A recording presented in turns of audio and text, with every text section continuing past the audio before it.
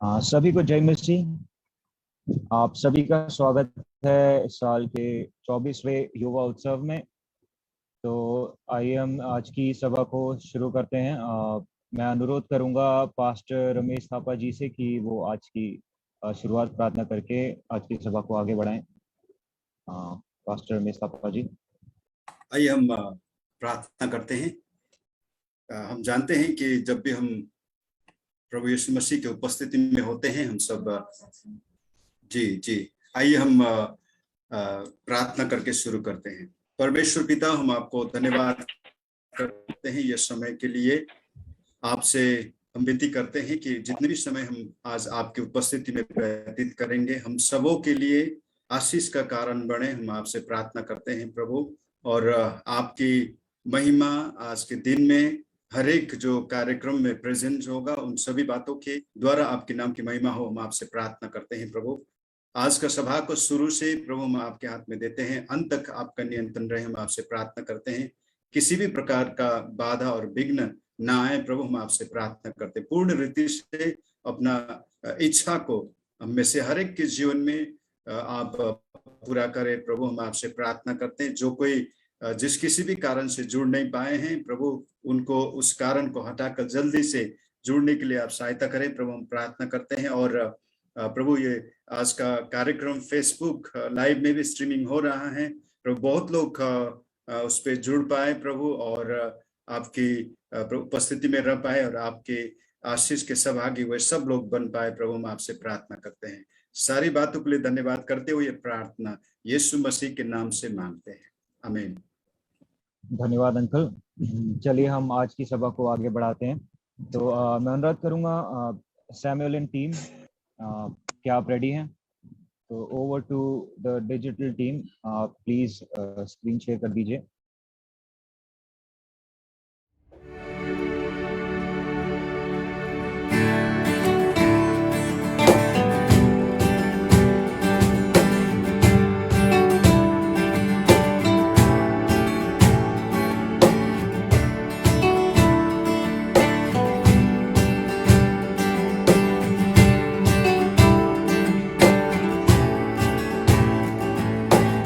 सागर बाहर से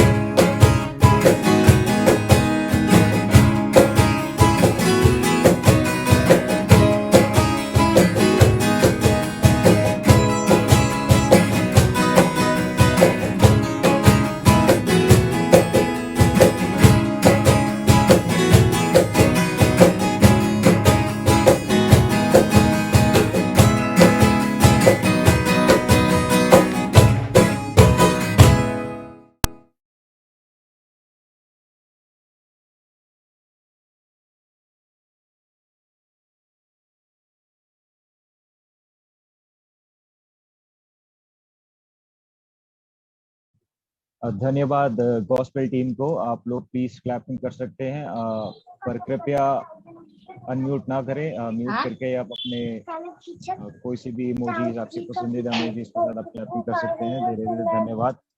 और चलिए हम और आगे बढ़ते हैं। तो आप सभी का स्वागत है हमारे इस 24वें युवा उत्सव में। ये हम 24 सालों से कर रहे हैं और आप सभी का धन्यवाद। आप समय निकाल के, आप वक्त निकाल के हमारे इस युवा उत्सव के एक भाग बने, तो उसके लिए धन्यवाद।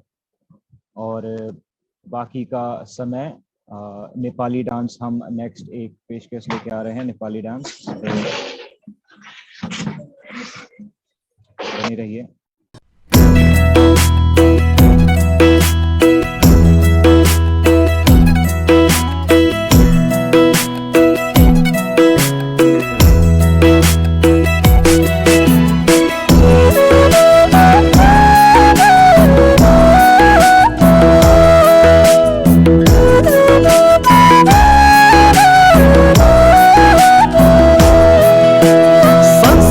जीवनको के भर हुन्छ, यसुलाई पाउनेले जीवनलाई चुन्छ।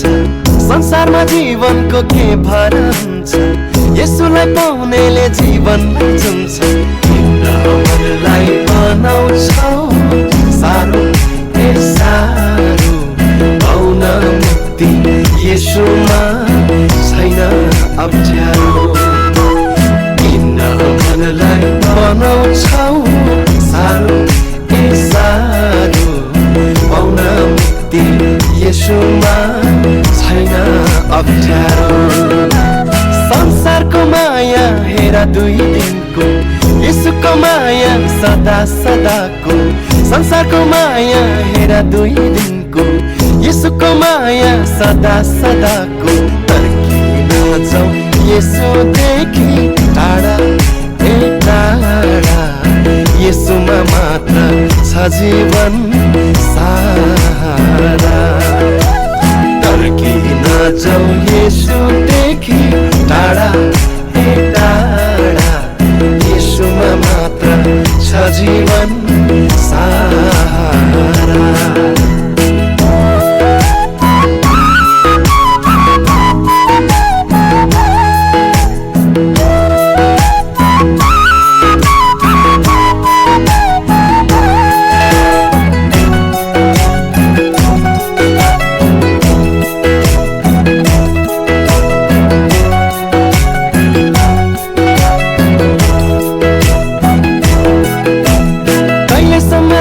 आस्था गुङ्गो प्रतिभामा बनाए तिमीलाई उनले आफ्नै आकृतिमा।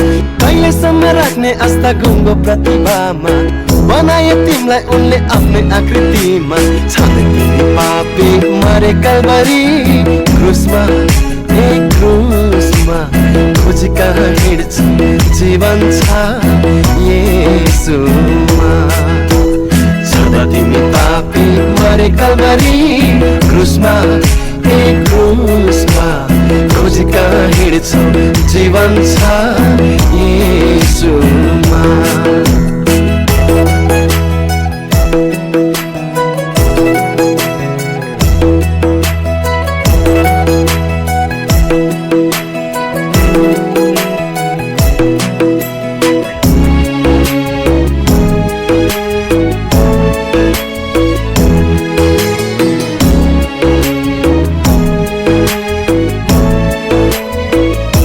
अनुग्रहको मौसम छँदै बना पछतापी।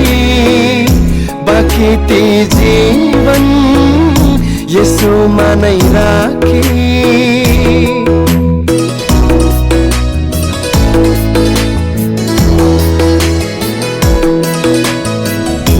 अनुग्रहको मौसम छँदै बनाऊ पछतापी। बाँकी ती जीवन यसुमा नै राखी। के हुन्छ कहाँ कसलाई थाहा भोलि, जाइ जान्छ पनि धुवा जीवन चोली। तर्किन जाऊ यसुदेखि टाढा ए टाढा, यसुमा मात्र मात्र छ जीवन सारा फर्किन जाऊ यसोदेखि टाढा ए टाढा यसोमा मात्र छ जीवन सारा फर्किन जाऊ यसोदेखि टाढा ए टाढा यसोमा मात्र छ जीवन सारा।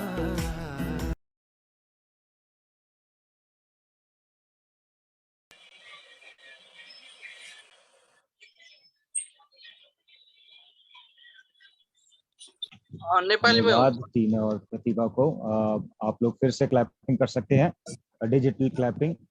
और मैं आशा करता हूं कि आप शायद लंच करके आए होंगे। लंच करने के बाद कोई सुस्ता भी जाते हैं, तो हम आपको सुस्ताने का कोई मौका नहीं देंगे। हम एक के बाद एक परफॉर्मेंस लेके आ रहे हैं। तो नेक्स्ट आप रेडी हो जाइए, एक स्किट आने वाला है उसके लिए।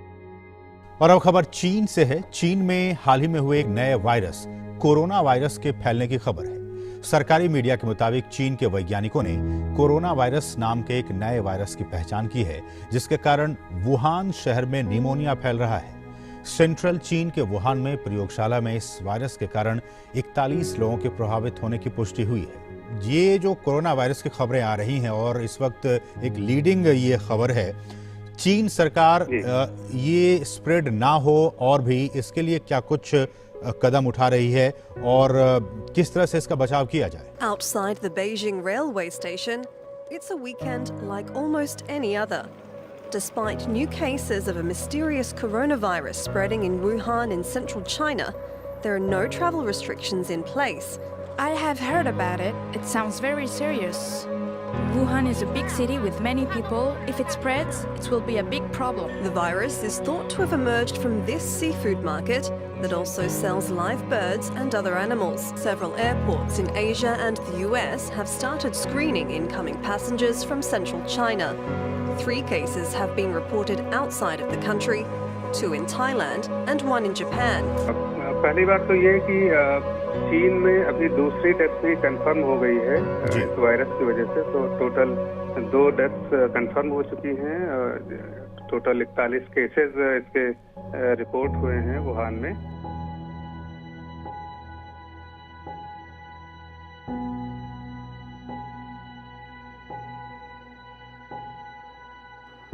हमें बचपन से ही बताया जाता है कि बेटा पढ़ो, मन लगा के पढ़ो, और जब तुम अच्छे से पढ़ोगे तो तुम्हें बहुत ही अच्छी एक डिग्री मिलेगी, और उस डिग्री से तुम्हें बहुत ही अच्छी नौकरी भी मिलेगी, और उस नौकरी से जो तुम्हें धन मिलेगा उससे तुम अपने जीवन को बहुत ही आसानी से जी पाओगे। और ऐसे कईयों सपनों को लेकर हमारे देश भारत में हजारों लाखों युवा नए साल का इंतजार करते हैं कि ये नया साल उनके लिए क्या नई उपलब्धियों को लेके आएगा। और भारत के कुछ इन्हीं हजारों लाखों युवाओं में से कुछ 3 युवाओं के सपनों को और उनकी कहानी को हम देखेंगे कि साल 2020 इनके लिए क्या लेके आया है। कर्नाटका के बेंगलुरु शहर में रहने वाली रीना से आपको मिलाते हैं। रीना 20 वर्ष की एक कॉलेज स्टूडेंट है और अपने कॉलेज के फाइनल ईयर में है। रीना अपने परिवार के साथ रहती है, जिनमें 2 बहनें और एक पिता है। रीना के पिता अपने परिवार के लिए दिन रात मेहनत करते हैं ताकि उनके परिवार के हर एक आवश्यकताओं को वो पूरा कर सके। रीना एक बहुत ही समझदार बड़ी बेटी और अपनी बहनों के लिए समझदार दीदी भी थी, और इसीलिए रीना जल्द से जल्द अपने पढ़ाई को पूरा करके अपने परिवार के लिए कमाना चाहती थी ताकि उसके पिता के बोझ और कम हो सके और उन्हें इस मेहनत भरे जीवन से थोड़ा आराम मिले। कुछ दिन और रुको, फिर मैं आपके लिए ना एक नई डॉल लेकर आऊंगी, ठीक है? और पापा आपके लिए ना फिर आराम ही आराम होगा। और मेरे लिए एक न्यू फोन भी लाई, ठीक है? और बेंगलुरु से निकल के हम पहुंचते हैं सपनों की नगरी मुंबई नगरी में। और यहाँ पे आसाम के एक छोटे से गांव से निकली हुई प्रिया अपने सपनों को पूरा करने के लिए मुंबई पहुंचती है। प्रिया के परिवार में उसकी एक बीमार माँ और एक छोटी बहन है। मुंबई में आते ही उसे बहुत अच्छा जॉब मिल गया। हेलो हेलो माँ। दी माँ तो सोई हुई है। अच्छा ठीक है, पर माँ को बता देना कि मुझे एक बहुत अच्छी जॉब मिल गई है और मैंने एक बहुत अच्छा रूम भी रेंट पे ले लिया है। तुम सब चिंता मत करना, 2020 से और भी खुशियाँ आएंगी। हालांकि अनीसा और क्रिस्टीना प्रिया के सीनियर कॉलीग थे, लेकिन जैसे समय बीतता गया इन तीनों की दोस्ती बढ़ती ही गई और प्रिया अपने नए जॉब से बहुत ही खुश थी। और मुंबई से निकल के हम चलते हैं हमारे देश की राजधानी दिल्ली में। अक्षय 24 वर्ष का है और अपने माता पिता का एक लौता बेटा है। अक्षय का परिवार फाइनेंशियली बहुत स्टेबल है और इसीलिए उसे बचपन से लेकर अब तक किसी भी चीज की कमी नहीं हुई और अक्षय अपने जीवन को एक आजाद परिंदे की तरह जीता है। क्या प्लान है फिर 2020 की न्यू ईयर पार्टी का? कहो तो गोवा चले। वाह बेटे, मौज कर दी तूने तो, मेरे दिल की बात बोल दी भाई। हाँ भाई, लेकिन ये चाइना में क्या हो रहा है आजकल, सुना क्या? हाँ यार, ये नया वायरस आया है, सुना है बहुत ज्यादा ही फैल रहा है, इस मुकुल की तरह। मैं नहीं मानता कोई वायरस, सब स्कैम है, फालतू में लोगों को डराने का। नहीं यार, वायरस तो होता है, नम्रता को ही देख ले, वायरस ही तो है ये एक।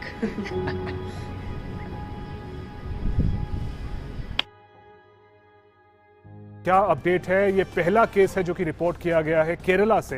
ये स्टूडेंट वुहान से केरला लाए गए हैं जो कि पॉजिटिव पाए गए हैं कोरोना वायरस के। क्या अपडेट है? देखिए, भारत में कोरोना वायरस पहले मामले की पुष्टि हो गई है। केरल के एक छात्र जो वुहान यूनिवर्सिटी में पढ़ते थे, वो जब यहाँ आए तो उनकी जब स्क्रीनिंग हुई तो उनके जो ब्लड सैंपल भेजे गए NIV पुणे, तो उसके बाद इस बात की पुष्टि हुई कि उनको कोरोना वायरस है। और पहले कोविड-19 के केस को दूसरे में और दूसरे से तीसरे में और तीसरे से हजारों में पहुंचने में ज़रा सा भी समय नहीं लगा। और इन्हीं सारी चीज़ों को मद्देनजर रखते हुए भारत में लगा अपना पहला लॉकडाउन। जैसा कि लोगों ने सोचा था कि ये लॉकडाउन कुछ दिनों के लिए होगा, लेकिन जैसे इसका समय बढ़ता गया लोग अपने भविष्य को लेकर चिंता करने लगे और चिंता करने वालों में से एक रीना भी थी। ना कुछ समझ आ रहा है, ना ही कुछ सोच पा रही हूँ। पता नहीं मेरे फ्यूचर का क्या होगा। आई होप ये लॉकडाउन जल्दी खत्म हो जाए, फिर सब नॉर्मल हो जाएगा। जब ये पैंडेमिक इस दुनिया में आया तो केवल बीमारियों को नहीं लाया, लेकिन अपने साथ बहुत सारे दुखों को लेके आया और उनमें से एक दुख का नाम था बेरोजगारी। Hi Priya. Hello sir. I hope you are keeping well in these difficult times, right? Yes sir, I hope you're doing well too. Priya, as you know that our company is bearing a huge loss due to this pandemic. We are terminating contract of many employees, including yours, just to cut our cost. We know that you are a very brilliant woman and have contributed to our company immensely, but I am very sorry to say that for now we cannot continue with you anymore. So please take care. Bye bye. But sir,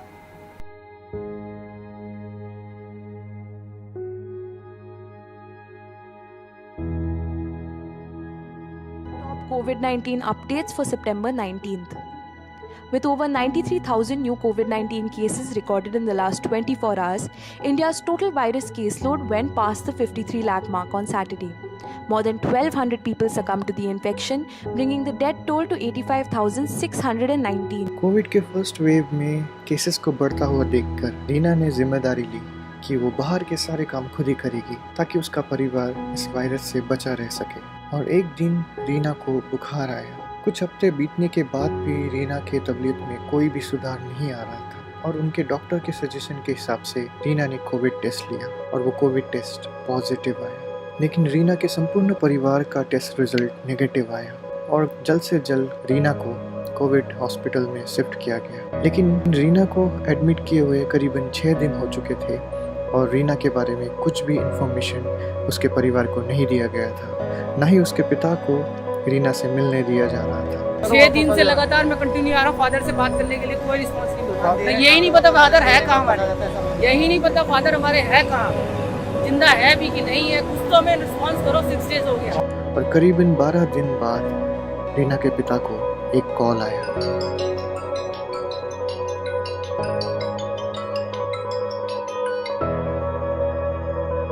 hello. Hello, क्या आप रीना के father बात कर रहे हैं? जी हाँ, मेरी बेटी रीना कैसी है? ठीक तो है ना? एक बार बात करा दीजिए प्लीज। क्या हुआ पापा, आप कुछ बोल क्यों नहीं रहे? क्या हुआ दीदी को? वो ठीक तो है ना? हेलो? सॉरी, हम उन्हें बचा नहीं सके। एक बहुत ही दुख भरे मोड़ के साथ रीना के सपने, उसके परिवार की तरफ उसका प्रेम और रीना का जीवन यहीं पे समाप्त हो गया।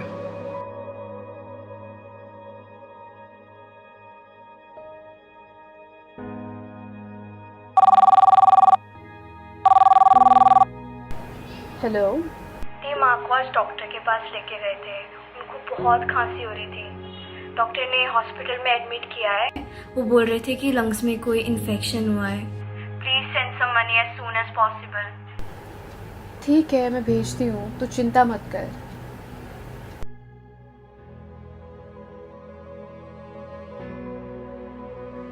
कई महीनों के बाद भी प्रिया को एक अच्छा जॉब नहीं मिला। उसे कहीं पे जॉब मिलता तो उस जॉब की सैलरी इतनी भी नहीं थी कि वो अपनी माँ की ट्रीटमेंट कर सके, और दिन प्रतिदिन प्रिया की माँ की हालत और बदतर हो रही थी, और इसीलिए उन्हें आईसीयू में शिफ्ट करना पड़ा।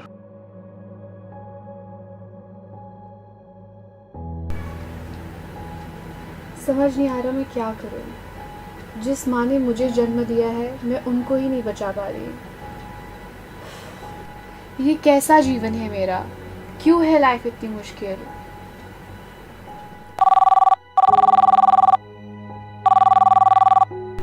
हेलो। हेलो, 3 से 4 महीने हो गया, तुम्हें अभी तक रेंट नहीं दिया, कब दोगे? आंटी, मैं जल्दी आपको पैसे दे दूंगी, मुझे प्लीज थोड़ा सा और टाइम दे दीजिए। तुम्हारे पास कल तक का टाइम है, ठीक है? हाय दोस्तों, कैसे हो? Hello, life is good, work from home. Enjoying. Yes. अरे प्रिया, तुम्हें क्या हुआ? तुम क्यों इतनी उदास लग रही हो? वही तो, बहुत ही मुश्किल हो गया है लॉकडाउन में, बट एक्चुअली मुझे तुम लोगों से कुछ इम्पोर्टेंट बात भी करनी थी। या टेल अस। एक्चुअली मेरी मॉम बहुत बीमार है और वो भी हॉस्पिटलाइज भी हो रखी है, और क्योंकि सैलरी डिडक्ट होके आ रही है इस वक्त, तो मैं अपना रूम रेंट भी नहीं पे कर पा रही हूँ। तो क्या तुम लोग मेरी थोड़ी फाइनेंशियली हेल्प कर सकते हो? Obviously, यार, we can. What our friends Why want. not? Exactly. तुमने पहले क्यों नहीं बताया? यार बहुत ऑकवर्ड लग रहा था, बट ट्रस्ट मी, मैं जल्दी से वो अमाउंट तुम लोगों को मैं वापस कर दूंगी। अरे चिल यार, don't worry, it's okay. Please. और अपने दोस्तों से मदद लेने के कई महीनों बाद भी प्रिया वॉज स्टिल जॉबलेस, और उसकी माँ की कंडीशन और भी खराब हो रही थी। और एक दिन परेशान होके प्रिया ने एक बहुत ही बड़ा निर्णय लिया।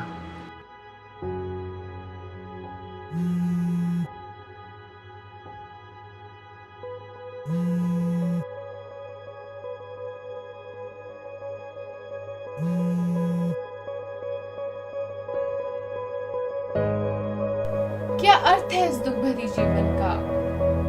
मैं और अब जीना नहीं चाहती, ये व्यर्थ जीवन।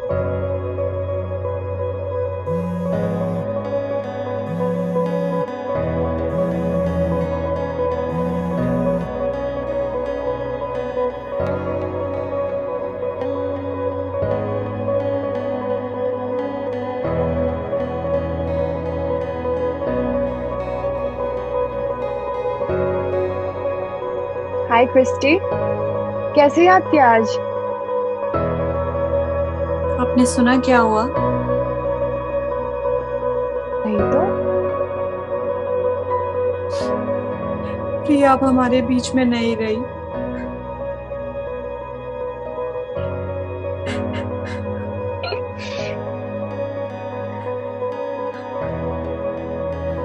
जब प्रिया की माँ ने प्रिया के बारे में इस खबर को सुना तो वो और जी नहीं पाई। उसी वक्त उन्होंने अपने प्राणों को त्याग किया, और प्रिया की माँ और प्रिया ने अपनी बहन को इस संसार में अकेला छोड़ दिया। और इस दुख भरे मोड़ के साथ प्रिया के सपने और प्रिया का जीवन यही समाप्त हुआ।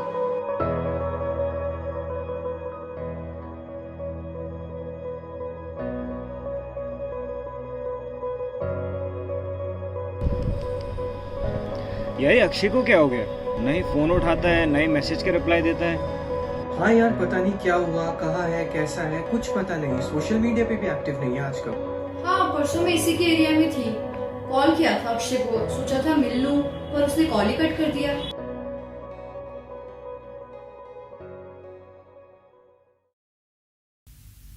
हेलो मुकुल। हेलो भाई, बदतमीज, अब कॉल कर रहा है। मैं कॉल भी नहीं उठाता तो मुझे तो लगा तू कोविड से चल बसा।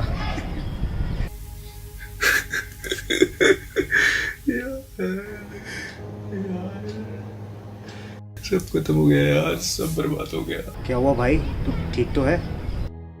यार किसी चीज का कोई मतलब ही नहीं रहा। This life is so meaningless. यार मैं कुछ कर ही नहीं पाया। मम्मी पापा को बचा ही नहीं पाया। जब सभी ने सोचा था कि कोविड खत्म हो गया है तो कोविड का दूसरा लहर आया और वो इतना भयानक था कि कोविड का वायरस उन घरों तक और उन परिवारों तक पहुंचा जहां पे वो अब तक पहुंचा नहीं था। और उन परिवारों में से एक अक्षय का परिवार भी था। अक्षय एक युवा होने के कारण वो तो कोविड से रिकवर कर गया, लेकिन अक्षय अपनी माता और पिता को बचा नहीं पाया। ना ही पैसे काम आए, ना ही कोई कांटेक्ट। व्यर्थ है यार, सब व्यर्थ है यार। क्या है लाइफ यार, मुझे अकेला छोड़ दिया पापा ने।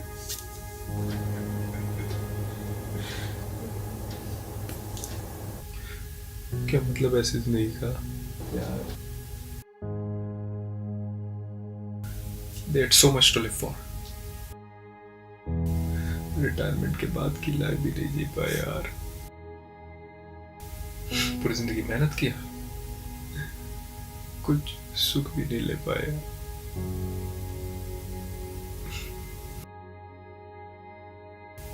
क्या अर्थ है इस जीवन का? किसे देखा है क्या होता है मौत के बाद? क्या मतलब है ऐसी जिंदगी का?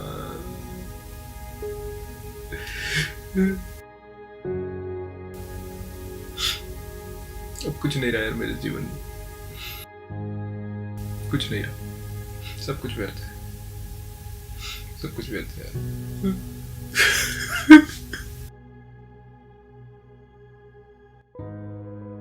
जब ये पैंडेमिक इस दुनिया में आया तो इस पैंडेमिक ने हमसे एक प्रश्न पूछा और उस प्रश्न को हमने इन तीनों युवाओं के जीवन में से देखा।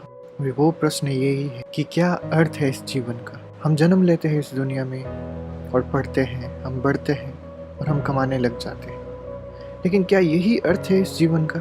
मौत के बाद किसने देखा है क्या होता है? किसने देखा है कि हम क्या लेके जाएंगे? क्या मनुष्य के जीवन का कोई मोल ही नहीं है? और किसने देखा है कि इस जीवन के बाद क्या होता है? कोई चाह के भी अपने आप को बचा नहीं पाया तो किसी ने अपने आप को खुद ही खत्म कर दिया। और किसी का धन दौलत भी काम नहीं आया जब वो उस जीवन को बचाना चाहता था। क्या सच में सब कुछ व्यर्थ है? इस पैंडेमिक ने संपूर्ण संसार से बस एक ही प्रश्न किया है, आखिर क्या अर्थ है इस जीवन का?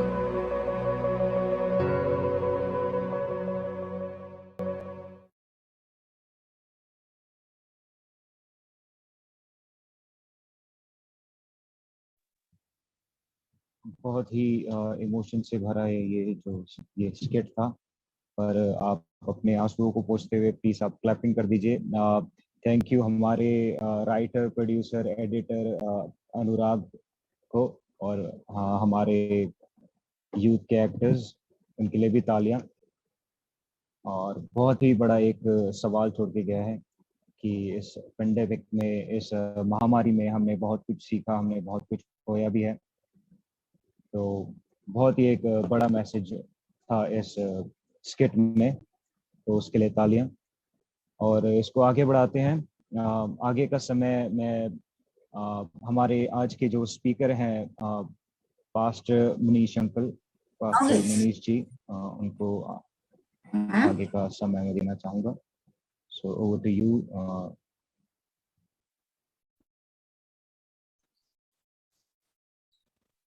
Thank you Rajat, thank you. सभी को नमस्ते, सभी को हेलो। और गांधी जयंती के उपलक्ष्य में हम आज गांधी को भी याद करते हैं, जिन्होंने हमारे देश की आज़ादी में अहम भूमिका निभाई और बहुत सारी चीज़ें हमें सिखा कर गए। और साथ ही मैंने ये भी देखा कि गांधी जयंती के साथ-साथ बहुतों का बर्थडे है मेरे सर्कल्स में। तो अगर आप में से किसी का आज जन्मदिन है तो आपको भी बहुत-बहुत जन्मदिन की शुभकामनाएँ।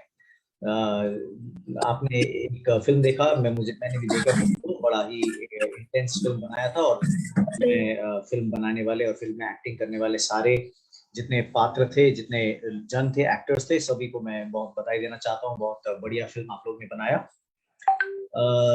वास्तव में मैं फ़िल्म में और आपके डांस में और आपके गानों में इतना मंत्रमुग्ध हो गया कि जो सोचा था क्या बोलूँगा वो सब कुछ मैं भूल गया। बहुत बढ़िया आप लोग ने प्रोडक्शन किया और मैं विशेष आपको बधाई देना चाहता हूँ, जितने भी हमारे ऑर्गेनाइजर्स हैं, जितने बच्चे हैं। बच्चे तो आपको शायद कहने में आपको ठीक नहीं लगेगा, मगर मेरी उम्र के पर्सपेक्टिव से मैं शायद आपको बच्चे कह सकता हूँ। आप लोग ने जिस प्रकार से मेहनत किया ये लॉकडाउन के समय में भी, जब फिजिकल मीटिंग पॉसिबल नहीं है, मैंने देखा कि 2 हमारी जो युवा बच्चियां थी, वो पार्क में डांस उन्होंने जो किया, बड़ा अच्छा लगा मुझे वो एफर्ट। पीछे कोई बैकग्राउंड में लोग चल भी रहे थे, फिर भी आप लोग ने वहाँ डांस किया, शूट किया, बड़ा मेहनत किया होगा। देखने में तो हमें बड़ा अच्छा सा डांस लगा, मगर उसके पीछे निश्चय बहुत मेहनत था। तो उसके लिए मैं आप सबको बहुत-बहुत बधाई देना चाहता हूँ। बहुत मैं आपको सराहना करना चाहता हूँ, आपकी इस टेनेसिटी का बहुत मैं दाद देना चाहता हूँ और उम्मीद करता हूँ कि आने वाले दिनों में आपका ये टैलेंट जो है, आपकी जो प्रतिभा है, उसमें परमेश्वर बहुत आशीष देंगे और आप बहुत आगे तक जीवन में बहुत सफलता की ऊँचाइयाँ आप हासिल करेंगे।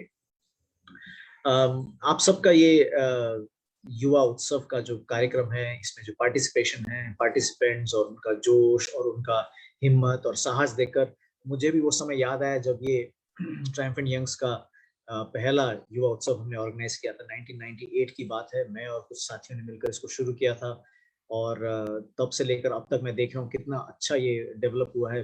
जैसा हम प्रोडक्शन करते थे उससे कई ज़्यादा प्रतिभाशाली लोग आकर इसको आगे बढ़ा रहे हैं। इसके लिए मैं बहुत खुश हूँ। मैं बहुत अच्छा लगता है कि ये सिलसिला, ये परंपरा आगे चलती जा रही है। चलती ही नहीं जा रही बल्कि इम्प्रूव भी होती जा रही है। इसके लिए मैं आप सबको बहुत बधाई देना चाहता हूँ। तो आज क्योंकि युवा उत्सव है तो मैं कुछ आपसे 1-2 बातें शेयर करना चाहूँगा कि युवा से हमें क्या समझ में आता है। सबसे पहले युवा से हमें ये समझ में आता है कि लंबी-लंबी बातें मत सुनाओ। तो इसलिए मैं भी ज़्यादा लंबा समय आपका नहीं लूँगा। हमारे युवा, मेरे भी जो बच्चे हैं वो मुझे बताते हैं कि टाइम ज़्यादा मत किया करो, लंबा मैसेज भी मत लिखा करो। वो कहते हैं, मुझे व्हाट्सएप में भी कहते हैं कि OKAY ओके लिखना मोर कोई ज़रूरत नहीं है, सिर्फ के लिख दो, उससे ओके समझा जाएगा। और बोलते फुल स्टॉप लगाने की ज़रूरत नहीं। आप लोग कितना टाइम वेस्ट करते हो फुल स्टॉप लगा के, मैसेज में फुल स्टॉप मत लगाओ। तो मैं ये समझ गया हूँ कि युवा का सबसे पहला चीज़ तो है कि लंबा मत बोलो, लंबा मत सुनाओ। और खास करके जब इतना बढ़िया नाच-गान और इतना बढ़िया स्किट वगैरह है तो कौन सुनना चाहेगा एक आदमी को जिसके बाल भी इतने सफ़ेद दिख रहे हैं। तो मैं ज़्यादा इसलिए लंबा बोलूँगा भी नहीं।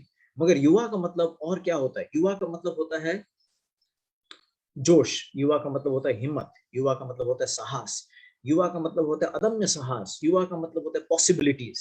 मैं युवाओं को जब मैं देखता हूँ, जब उनके साहस और हिम्मत को देखता हूँ, तो मैं समझ में आता है मुझे कि अब मैं युवा नहीं रहा। वैसे तो खुद को अपनी उम्र का अंदाज़ा तो होता नहीं है, मगर तब पता चलता है कि उम्र हमारी बढ़ गई जब हिम्मत की कमी होती है। कुछ करने से पहले हम 10 बार सोचते हैं, ऐसा करें या ना करें, इसका प्रतिफल क्या होगा, ठीक से हो पाएगा कि नहीं हो पाएगा, ठीक से हम कर पाएँगे कि नहीं कर पाएँगे। मगर युवा जो होते हैं वो जोश के एक प्रतीक होते हैं। युवा जो है हिम्मत के प्रतीक होते हैं, डरते नहीं हैं। बिल्कुल सामने आ जाते हैं और जो करना है उसको अचीव करते हैं और इमेंस पॉसिबिलिटी में विश्वास करते हैं। युवा को लगता है कि आसमान हमारा सीलिंग है, आसमान की ऊँचाइयों को हम छू सकते हैं। हम लोग सोचते हैं नहीं-नहीं छोटी-छोटी चीज़ें करनी चाहिए ज़िंदगी में, मगर युवा को लगता है हम कुछ भी कर सकते हैं। हिमालय चढ़ सकते हैं, आसमान की ऊँचाइयों को छू सकते हैं, समुद्र की गहराइयों तक को हम नाप सकते हैं। हम कुछ भी कर सकते हैं। ऐसा युवा का एक उत्साह होता है, एक साहस होता है। तो युवा हमेशा उत्साह से भरा व्यक्ति होता है और अब आपके प्रोडक्शन से भी मुझे आपके नाच-गान से और ये जो जैसे मैंने कहा लॉकडाउन के बीच में भी आप लोग ने इतना बढ़िया कार्यक्रम रखा, ये भी एक युवा के उत्साह का एक प्रतीक है। मगर इसके साथ-साथ हम सब जानते हैं युवा लोग में अदम्य साहस और हिम्मत और प्रतिभा होने के बावजूद युवा में एक जो अंडरलाइंग जो इमोशन है, जो एक हर एक युवा में एक और जो इमोशन है, हर एक और जो भावना है, वो है एक फ्रस्ट्रेशन का भावना। हर एक युवा को थोड़ा सा फ्रस्ट्रेशन भी होता है, थोड़ी सी निराशा भी सामना करना पड़ता है, क्योंकि हर एक युवा को लगता है कि जितनी मेरी प्रतिभा है, जितना मेरा क्षमता है, जितना मैं कर सकता हूँ या कर सकती हूँ, उतना मुझे मौका नहीं मिलता। ये हर एक युवा को ऐसा लगता है। जब मैं भी कम उम्र का था, अभी जितना मेरा उम्र है उससे जब मेरी उम्र कम थी, तब मुझे भी लगता था कि मैं और जितना कुछ कर सकता हूँ अगर मुझे अपॉर्चुनिटी मिले। तो युवा का एक इस संसार भर में जितने भी युवा हैं, उन सब का हिम्मत के साथ, साहस के साथ एक और जो अंडरलाइंग एकम्पनिंग जो इमोशन है, वो फ्रस्ट्रेशन का है। उनको लगता है कि हमें मौका नहीं मिलता, और मौका नहीं मिलने के बहुत सारे कारण होते हैं। कई युवा को आपको मैं पूछूं अगर, तो आप कहेंगे कि हमें फ्रस्ट्रेशन इसलिए लगता है कि क्योंकि हमें लगता है कि हम खानदानी घर के नहीं हैं और इसलिए हमें मौकाएं नहीं मिलेंगी, हम साधारण घराने के हैं। आप इंडियन पॉलिटिक्स को देख लीजिए उदाहरण के रूप में, हमारे नेताओं को देख लीजिए। हमारे नेता जितने भी हैं वो दूसरे या तीसरे पीढ़ी के नेता हैं। उनके दादाजी भी नेता थे, उनके दादाजी भी पार्लियामेंट में थे, उनके पिताजी भी पार्लियामेंट में, आज वो भी पार्लियामेंट में, उनके दादाजी भी मिनिस्टर थे, वो भी मिनिस्टर हैं, आज ये भी मिनिस्टर। इसलिए नहीं कि उनकी बहुत क्षमता है, हो सकता है क्षमता होगी, मगर उनसे ज्यादा क्षमतावान यहाँ आप में से कई लोग होंगे, उनसे ज्यादा क्षमतावान आप लोग को महसूस होता होगा कि आप लोग हैं, मगर आपको लगता है मौका मिलेगा ही नहीं क्योंकि हम तो ऐसे खानदानी लोग हैं नहीं। या कई युवाओं को लगता है कि हमें बढ़िया कॉलेज में पढ़ के हमें कुछ बढ़िया नौकरी चाहिए। जैसे आज बहुत सारी एस्पिरेशन के बारे में एक फिल्म आज जो थी, तीनों के एस्पिरेशन के बारे में था, आकांक्षा के बारे में थी। आकांक्षा हमारी है, मगर उसके लिए वो हम प्राप्त नहीं कर सकते क्योंकि उसके लिए बढ़िया कॉलेज में पढ़ने के लिए लाखों का फीस देने के लिए, 40-50 लाख का फीस देने की हमारे माता पिता का क्षमता नहीं है। इसलिए हम साधारण से कॉलेज में पढ़ेंगे, साधारण से हम नौकरी करेंगे, साधारण से जीवन बिताएंगे। ये भी एक फ्रस्ट्रेशन का कारण होता है। या होता है कि हमने पढ़ तो लिया, बड़ा मेहनत करके स्टूडेंट लोन लेकर या मेहनत करके अपनी क्षमता के बल अच्छा रिजल्ट हासिल किया, मगर हमारी नौकरी मिलती नहीं क्योंकि हमारी जान पहचान नहीं है, हमारा अप्रोच नहीं है। तो युवा बहुत प्रतिभा का युवा तो है, बहुत एबिलिटी का युवा तो है, मगर साथ साथ उसका फ्रस्ट्रेशन भी इसलिए होता है क्योंकि युवा को लगता है कि हमें अपॉर्चुनिटीज नहीं मिलती। तो हम देखते हैं बहुत बड़ा गैप है।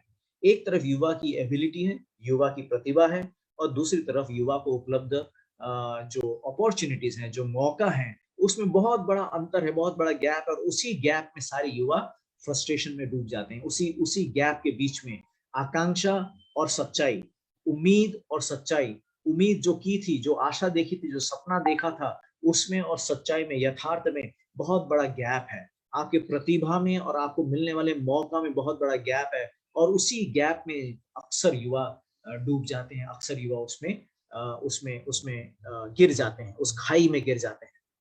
बहुत सारे सर्वे हमें दिखाती हैं कि युवाओं को बहुत एंजाइटी है। देखने में तो युवा बहुत खुश लगते हैं, बहुत हंसते हैं, खेलते हैं, दोस्तों के साथ मिलते हैं तो ठहाके मारते हैं, घूमते फिरते हैं, मगर युवाओं में, हर एक युवा में बहुत ज्यादा एंजाइटी भी है, बहुत ज्यादा चिंता भी है। और चिंता के विषय क्या है? आमतौर से सर्वे हमें बताती है कि युवाओं की एंजाइटी है उनको, उनकी नौकरी को लेकर, कि हमें पता नहीं कैसी नौकरी मिलेगी कि नहीं मिलेगी, हमारे भविष्य है कि नहीं। आज मैं अगर आपसे पूछूं या जितने युवा लोग हैं उनसे मैं पूछूं, तो अक्सर लगभग सभी लोग ये बताएंगे कि ये एंजाइटी हमारे में है कि भविष्य हमारे लिए, हमारे क्या रखा है भविष्य में, हमारे लिए क्या है, हमें नौकरी मिलेगी कि नहीं मिलेगी, हम नौकरी में तरक्की कर पाएंगे या नहीं कर पाएंगे, हम आगे बढ़ पाएंगे करियर में या नहीं बढ़ पाएंगे। या एजुकेशन को लेकर होता है कि हम पढ़ना चाहते हैं मगर हमें पढ़ाई का मौका मिलेगा कि नहीं मिलेगा, मेरे मार्क्स आएंगे कि नहीं आएंगे, मुझे जो कॉलेज में एडमिशन चाहिए वहां मिलेगा कि नहीं मिलेगा, या कॉलेज में एडमिशन मिलने के बाद जो कोर्स मुझे चाहिए वो मिलेगा कि नहीं मिलेगा। उसके बाद फिर आपके संबंधों के विषय में भी एंजाइटी है, क्या मेरे आने वाले जीवन में, फ्यूचर में मुझे कोई अच्छा एक सहयोगी मिलेगा, कोई एक अच्छा पार्टनर मिलेगा कि नहीं मिलेगा, कोई अच्छा एक मुझे प्रेम करने वाला मिलेगा कि नहीं मिलेगा, मेरे संबंध, व्यक्तिगत संबंध कैसे होंगे, ये भी एक एंजाइटी है। ऐसे एंजाइटी से ग्रस्त हैं आजकल हमारे युवा। और जैसे मैंने कहा, उस एंजाइटी का एक ही कारण ये है कि युवा को लगता है कि हमारे पास वो पहुंच नहीं है, हमारे पास वो सोर्स नहीं है, हमारे पास वो जो इन्फ्लुएंस होना चाहिए वो इन्फ्लुएंस नहीं है, हमारे पास जो घराने का, हमें घराने के लोगों को जो प्रिविलेज है वो प्रिविलेज हमारे पास नहीं है। ऐसा हम उस किस्म के घराने के नहीं है, उस किस्म के हमारा फैमिली बैकग्राउंड नहीं है। इस सब के कारण ये एंजाइटी होती है। ठीक ऐसा ही कहानी एक बाइबल में भी है। बाइबल एक, आप में से कई लोग बाइबल पढ़ चुके होंगे। अगर आपने बाइबल नहीं पढ़ा और पढ़ने की आपकी इच्छा है तो आज के जो आयोजक हैं इनसे आप संपर्क कर सकते हैं। ये आपकी अपनी भाषा में, आपकी पर्सनल भाषा में, आपकी जो मातृभाषा है, या जो भाषा आपको पसंद है उसमें वो आपको बाइबल दे देंगे। तो बाइबल में एक ऐसी ही कहानी है, एक छोटी सी कहानी है, उसका मैं 2-4 वाक्यों में वर्णन करूंगा और उसके बाद उस कहानी से हम क्या सीख सकते हैं वो मैं आपको बताकर आज अपनी बातों को मैं यहीं पर विराम दूंगा। बाइबल में लिखा है कि एक बार जब ईसा मसीह संसार में थे, इस संसार में जब वो मनुष्य का रूप लेकर आए थे, तो यरूशलेम शहर, जो आप सब लोग आजकल जेरूशलेम नाम से भी जानते हैं, यरूशलेम शहर में एक ऐसा तालाब था जहाँ पर बहुत सारे रोगी वहां बैठे रहते थे। बहुत सारे रोगी, बहुत सारे जो चल फिर नहीं सकते, ऐसे लोग वहां पर बैठे नहीं, लेटे रहते थे, बिस्तर लगा के लेटे रहते थे। और उसका कारण भी बताया गया। उसका कारण ये था कि वहां के लोगों का विश्वास था, ऐसा मानना था कि समय समय में ऊपर से स्वर्ग से एक स्वर्गदूत आएगा और पानी को हिलाएगा, पानी को छुएगा, और पानी को छूने से वो तालाब के पानी छलकने लगेगी, वो पानी हिलने लगेगी। और जब पानी हिलेगी तो सबसे पहले जो पानी में उतरेगा, जो भी सबसे पहले पानी में उतर पाएगा, वो चाहे कुछ भी बीमारी क्यों ना हो उसकी, चाहे बिल्कुल टर्मिनल बीमारी भी क्यों ना हो, चाहे मृत्यु लायक का बीमारी भी क्यों ना हो, वो पानी में उतरते ही वो ठीक हो जाएगा। अब यरूशलेम के लोग पुराना शहर है, हमारे भारत देश की तरह वो भी एक पुराना देश है, तो वहां भी ये सिस्टम कुछ हमारे जैसे ही है। कहने का मतलब कोई क्यू सिस्टम तो है नहीं, लाइन का सिस्टम तो है नहीं, ऐसा है नहीं है कि जो पहले आए वो पहले उतरेगा, ऐसा नहीं है।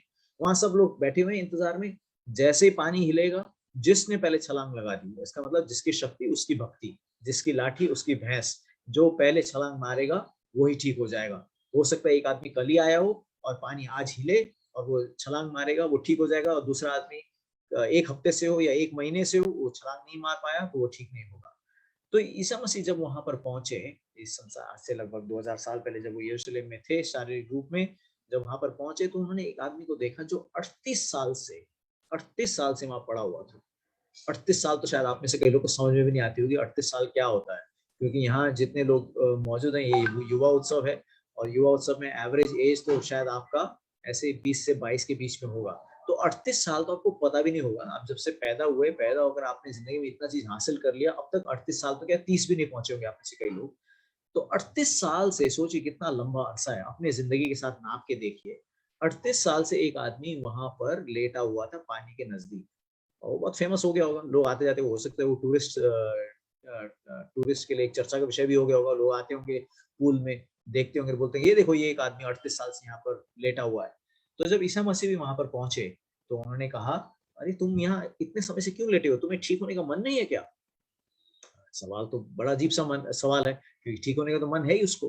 तो उसने कहा ठीक होने का तो मन है, मगर क्या करूं, मेरा कोई अपना आदमी है नहीं, वो अकेला था, उसको सपोर्ट करने वाला कोई भी नहीं था। तो उसने कहा मैं अकेला यहाँ हूँ, जब पानी हिलती है, इससे पहले कि मैं थोड़ा सा उठने का भी प्रयास करूं, थोड़ा मेहनत करूं, क्योंकि वो इनवैलिड था, वो चल नहीं सकता था। तो उसने कहा जब मैं थोड़ा प्रयास भी करूं, थोड़ा कोशिश भी करूं, तब तक कई लोग मुझसे पहले पानी में कूद पड़ते हैं और मेरी बारी चली जाती है। उसका टाइम कभी आया ही नहीं, उसका टाइम कभी मौका उसको कभी मिला ही नहीं, उसका मौका आया ही नहीं। कहते तो हैं युवा लोग हमारा वक्त आएगा, मगर मुझे लगता है जब युवा कहते कि मेरा टाइम आएगा तो मोर आउट ऑफ होप कहते हैं, उम्मीद के साथ कहते हैं, उम्मीद के विश्वास के साथ नहीं कहते, उम्मीद के साथ कहते हैं, क्योंकि युवाओं को भी पता है कि अपना टाइम आना कितना मुश्किल है। तो इस आदमी का भी टाइम तो आया ही नहीं कभी, 38 वर्ष से ये वहां बैठा हुआ था।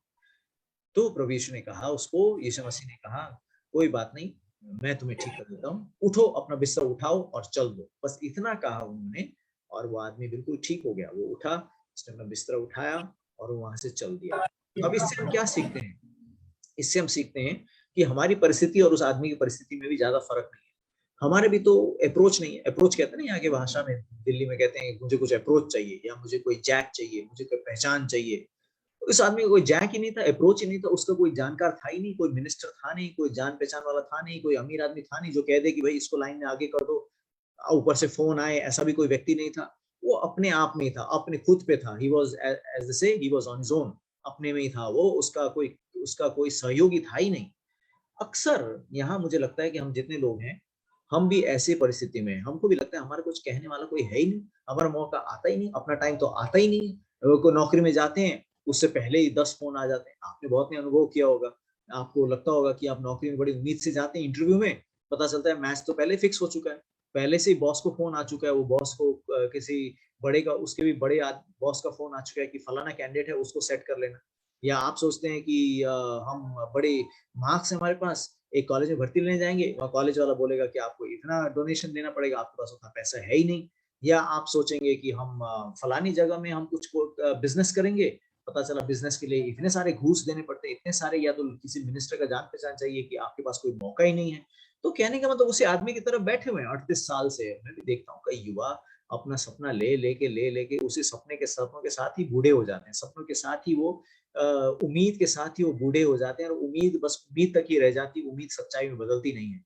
मगर आज मैं आपको याद दिलाना चाहता हूँ कि ये घटना जो ईसा मसीह के साथ हुआ, जो उन्होंने कहा कि मैं तुम्हें कहता हूँ कि उठो चल दो, और उनके सिर्फ कहने मात्र से उसके जीवन में जो समाधान आया, वही समाधान आज आपके लिए भी उपलब्ध है। मैं नहीं जानता आपकी क्या समस्याएं होंगी, हो सकता है आपके फ्रस्ट्रेशन के कारण क्या होंगे, आपके दुख का कारण क्या होगा, आपके निराश होने का कारण क्या होगा, क्या वो आपके नौकरी संबंधी चीज है, या आपके पढ़ाई संबंधी चीज है, या आपके करियर संबंधी चीज है, या आपके व्यक्तिगत संबंधों का मामला है, क्या है मैं नहीं जानता। मगर मैं ये जरूर जानता हूँ कि जो भी आपकी समस्या क्यों ना हो, जो भी आपका फ्रस्ट्रेशन क्यों ना हो, चाहे वो 38 साल से क्यों ना, 38 साल तो आपका हुआ भी नहीं होगा, अभी तो कुछ सालों से ही हुआ होगा फ्रस्ट्रेशन, तो 38 साल से जो फ्रस्ट्रेशन था उसको भी ईसा मसीह अगर एक शब्द से अपना दूर कर सकते थे, तो आज भी वो प्रार्थना को सुनने के लिए तैयार हैं। अब जब मैं कहता हूँ कि प्रार्थना को सुनने के लिए तैयार, तो लोग कहते हैं हमें तो प्रार्थना करना आता नहीं।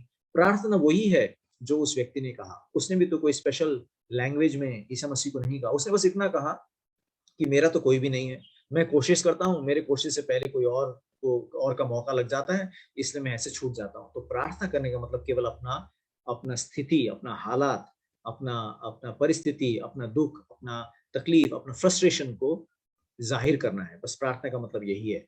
तो यही प्रार्थना जब आप लोग रखेंगे, आप लोग जरूर, आपका जो भी कुछ क्यों ना हो फ्रस्ट्रेशन, वो दूर हो जाएगा, और निश्चय ही आपका समय आएगा। आपका समय जस्ट अंग्रेजी में कहते हैं राउंड द कॉर्नर, बस वो बिल्डिंग के बस उस पार ही है, बस जैसे ही आप मुड़ेंगे आपका सब कुछ ठीक हो जाएगा। कहने का मतलब प्रभु यीशु मसीह में आपके पास भविष्य है। तो मैं आपसे यही कहना चाहूंगा कि आप निराश न हो। युवा लोग को अपना जो युवा का अंदर का जो जादू होता है उसको कायम रखना चाहिए। युवा के अंदर का जो हिम्मत होता है, युवा हिम्मत से ही जाना जाता है। हिम्मत हार जाए तो वो युवा नहीं होता, फिर वो बिना बाल सफेद हुए ही बूढ़ा हो जाता है, वो सब उम्मीदें उसकी खत्म हो जाती है। तो युवा अपना युवा जादू को कायम रखिए, अपना युवा जो जोश है उसको कायम रखिए। और वो कहना तो आसान है, आप कहेंगे, मगर मैं कहता हूँ आपको कि अपने सारे तकलीफों को ईसा मसीह को आप बोलिए। अगर आपको बोलना नहीं आता तो आज हमारे यहाँ जितने आयोजक वर्ग हैं वो आपको बताएंगे, आपके लिए प्रार्थना करेंगे, और आप उनसे संपर्क कीजिए। अपने जो, अगर कोई आप चाहते हैं कि आपके लिए प्रार्थना हो, तो यहाँ के हमारे जो आयोजक साथी लोग हैं, ये लोग भी आपकी तरह ही हैं। हम सब एक दूसरे की तरह ही, हम में से कोई भी ऐसा कोई स्पेशल नहीं। हम सब अपने अपने फ्रस्ट्रेशन से होकर जीवन में जीते हैं, मगर हम सब इस फ्रस्ट्रेशन के बीच में भी समाधान पा सकते हैं अगर हम अपने सारे तकलीफों को ईसा मसीह को बताएं। तो मैं आपसे यही कहूंगा, अपना हिम्मत बनाए रखिए, युवा शक्ति, अपना युवा जोश बरकरार रखिए, और युवा अपना उम्मीद आपकी पूरी होगी, ऐसा पूरा विश्वास कीजिए। कभी लगता होगा, बहुत फ्रस्ट्रेट हो जाते कि नहीं होगा, इतने समय से कुछ नहीं होगा, मगर मैं आपको आश्वासन देना चाहता हूँ, मैं भी आपको ये बात अपने जीवन के अनुभव से बताना चाहता हूँ कि जब हम अपने चीजों को ईसा मसीह को बताएंगे, तो निश्चय ही अपने शब्दों से, क्योंकि वो आज हमारे बीच में शरीर से ना भी हो, तो प्रार्थना सुनने के लिए वो मौजूद हैं। तो इन्हीं शब्दों के साथ मैं फिर से आप सबको बधाई देना चाहता हूँ। आपको बहुत बढ़िया आपका कार्यक्रम हुआ, और इसी प्रकार से आपके कार्यक्रम आने वाले दिनों में भी उम्मीद करते हैं कि अगले साल तक शायद हम फिजिकली भी एक युवा उत्सव कर पाएंगे, और आपको पार्क में जाके रिकॉर्ड करके, घर में रिकॉर्ड करके, यहाँ स्ट्रीम नहीं करना पड़ेगा, और कई सौ की संख्या में एक साथ होकर आप लोग खुशहाली मना पाएंगे, ऐसा उम्मीद करते हुए, आप लोगों के साथ जल्दी ही फिजिकली मिलने की उम्मीद रखते हुए, मैं अपने बातों को यही रखता हूँ। आप लोग एंजॉय कीजिए, आनंद कीजिए, और इस प्रोग्राम में आप सब लोग बड़े आनंद लीजिए। थैंक यू सभी को, और सभी को मेरी तरफ से बहुत बहुत शुभकामनाएं। पास्टर मनीष जी को धन्यवाद, इतने मोटिवेट किया आपने हमें मोटिवेशनल मैसेज के साथ। जैसे कि आपने कहा कि यहाँ सब युवा ही हैं, एज ग्रुप 20-22, तो 20-22 सुनते ही मेरे पैरों के नीचे जमीन खिसक गई, क्योंकि मैं तो 20-22 के पार ही हूँ, तो मैं भी खुद को युवा समझता हूँ। तो बाकी का समय आगे हमारे साथ एक सोलो सॉन्ग है, तो स्नेहा ये समय आपके लिए।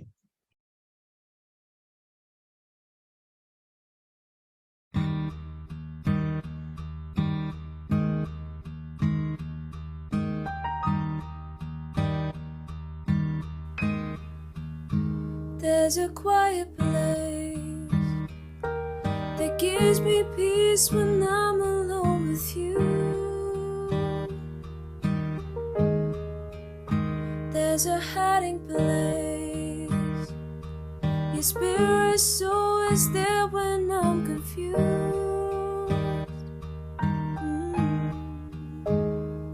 Only you can purify. All this world won't ever satisfy my heart. It cries as the deep pants for the waters on my soul. Needs you, Lord. When thirsty, God, you're the living water, and my soul needs you, Lord. I need you, Lord. I need you, Lord. I need you, Lord. I need you, Lord. I'm a stranger here, thirsty 'cause I know it's not my home. Like a desert here, I need your living words for these dry bones. Jesus, fill us up again with your presence flowing deep within. New life begins as the deep ends pour the waters on my soul. Needs you, Lord.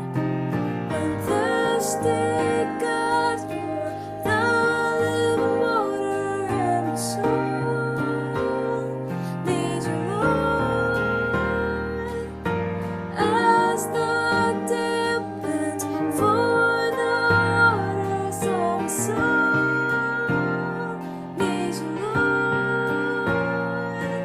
When thirsty, God, you're the living water, and my soul needs you, Lord. I need you, Lord. I need you, Lord. I need you, Lord. I need you.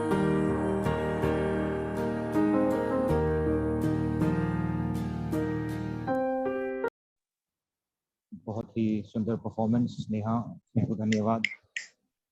Please clapping कर दीजिए audience, thank you. और ऐसे ही हम back to back आपको performance देते रहेंगे। Next हम एक ग्रुप डांस लेके आ रहे हैं हमारे ट्रायम्फेंट यूथ का, और बहुत ही मेहनत हुई है इस डांस में। बहुत ही लोगों ने हेल्प किया है इस परफॉर्मेंस में, तो बाकी के समय हमारे इस ग्रुप डांस के लिए।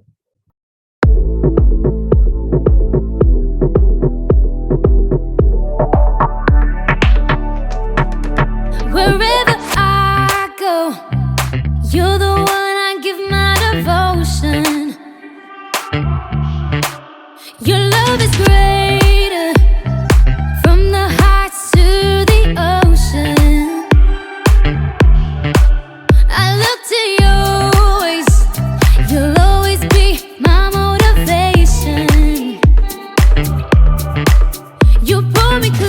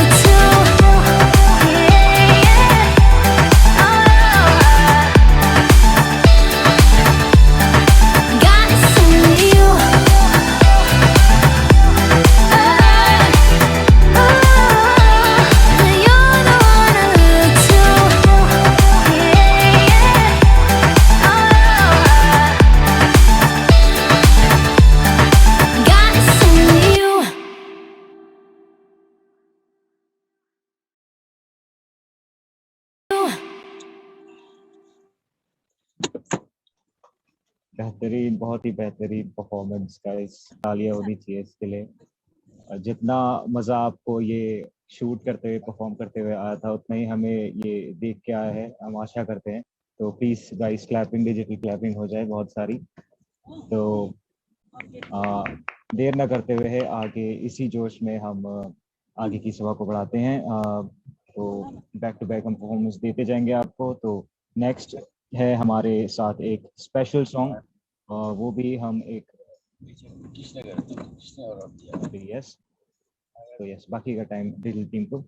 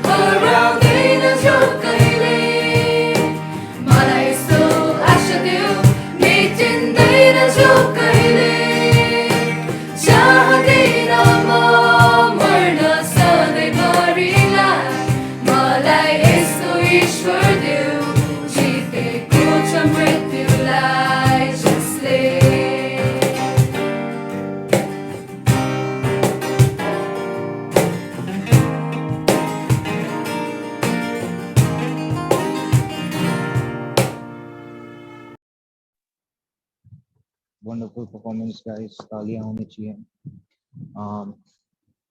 इस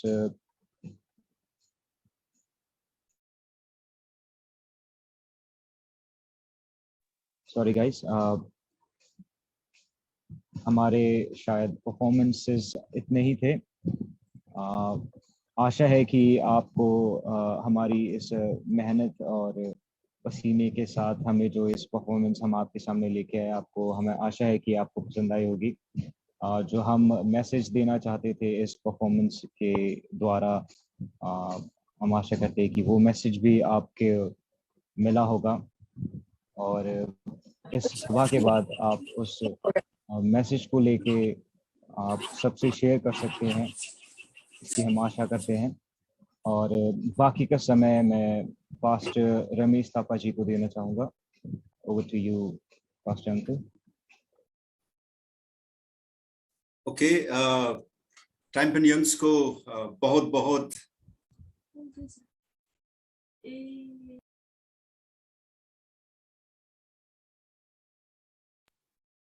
ट्राइम्पन यंग्स को बहुत बहुत बधाई हो। आप लोगों ने बहुत बहुत मेहनत किया।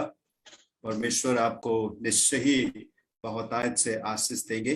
और आप सब जो आज समय निकालकर, बिजी स्केड्यूल से समय निकालकर हमारे साथ जुड़े हैं, जो नए दोस्त साथी लोग आज हमारे साथ जुड़े हैं, आप सभी को भी बहुत बहुत धन्यवाद करते हैं। जिस तरीके से हमने डांस देखा है, स्किट देखा है, भजनों को सुना है, आप और ऐसी बातों को सुनना चाहते हैं और जानकारी चाहिए आपको, तो आप हमसे संपर्क कर सकते हैं। हमारे युवा लोगों से आप संपर्क कर सकते हैं।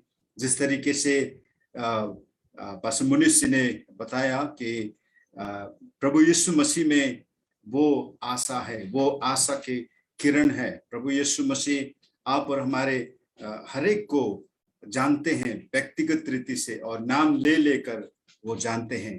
तो हम प्रभु को धन्यवाद करते हैं। और बाइबल का वचन ऐसा कहते हैं कि प्रभु में आनंदित हो, वो तुम्हारे मनोरथों का पूर्ण करेगा। प्रभु में हम आनंदित रहेंगे तो प्रभु हमारा मनोरथों को पूरा करेगा। हम आशा करते हैं कि आप लोगों को हमारे युवा लोगों का जो प्रेजेंटेशन है, कार्यक्रम है, अच्छा लगा है। इस बार पिछले बार भी हम ऑनलाइन थे, इस बार भी हम ऑनलाइन हैं। जिस तरीके से हम आशा करते हैं आने वाले दिनों में आप सभी से साक्षात मिलकर हम एक हॉल में मिलकर इस तरीके से फिर समय को बिता पाएंगे, ऐसा हम आशा करते हैं। धन्यवाद आप सभी को। आप समय निकालकर हमारे साथ इस तरीके से हमारे बीच में आए हैं। आप सभी को प्रभु यीशु मसीह बहुत आयत से आशीष दे। Thank you. Over to Mukul again. धन्यवाद पास्टर अंकल। ये सभा हम यही रखते हुए मैं अनुरोध करूंगा pastor Paul Khale uncle ji से कि वो आखिरी प्रार्थना करें। धन्यवाद।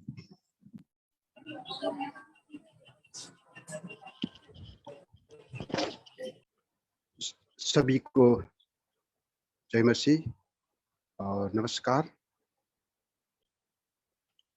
और मुकुल को भी धन्यवाद समय के लिए, और सभी निमंत्रित प्रियजनों को धन्यवाद करते हैं कि अपने समय निकालकर हमारा अनुरोध को स्वीकार किया और हमारा प्रोग्राम को आपने स्वीकार किया और देखा, इसलिए धन्यवाद करते हैं। और सभी टर्नर मिनिस्ट्री का यूथ लोगों को बहुत बहुत बधाई देता हूं। और आप लोग का जो प्रतिभा को प्रभु और आशीष दे।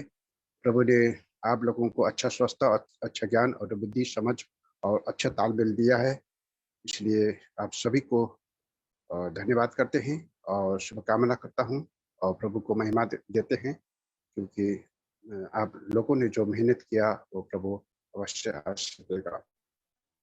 आइए हम प्रार्थना करते हैं। स्वर्ग विराजमान जीवित सच्चा परमेश्वर पिता, हम आपको धन्यवाद करते हैं। आज का दिन आपने हमें जो अवसर प्रदान किया कि आप जैसे महान परमेश्वर को हमें समझने के लिए, समझने के लिए प्रभु आपने जो हमें अवसर प्रदान किया, इसलिए धन्यवाद करते हैं।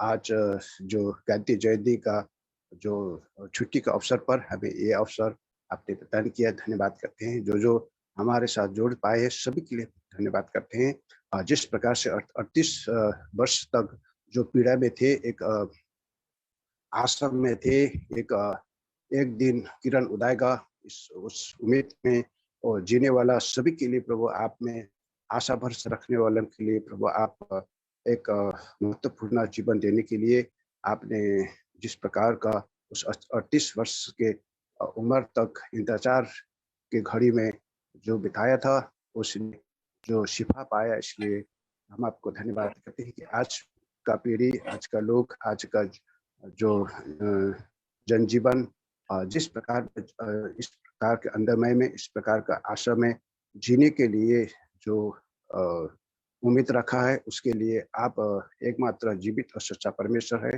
हर एक उम्मीद को आप जुगाड़ा करने वाला परमेश्वर है, इसलिए धन्यवाद करते हैं।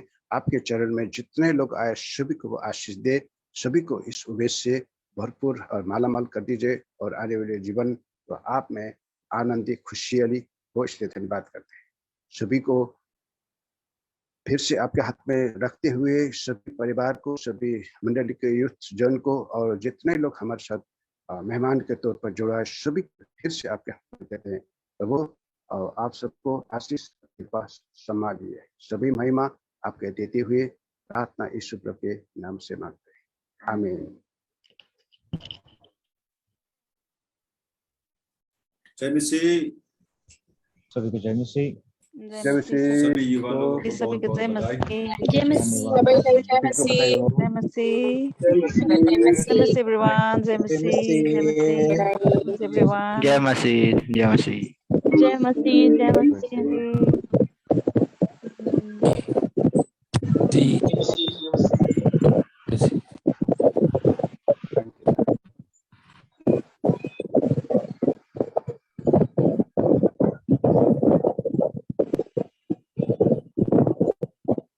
ओके, आप सभी को जय मसीह। इजाजत चाहते हैं।